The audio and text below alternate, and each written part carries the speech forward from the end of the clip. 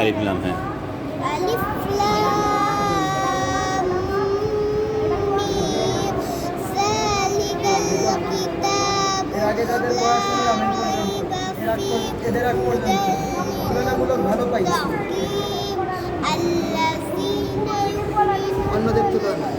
বিমা আল্লাযীনা ইউমিনুনা বিল গায়বি ويقيمون الصلاة ومما رزقناهم ينفقون والذين يؤمنون بما أنزل إليك وما أنزل من قبلك وبالآخرة هم يوقنون صدق الله العظيم বলেন মারহাবা।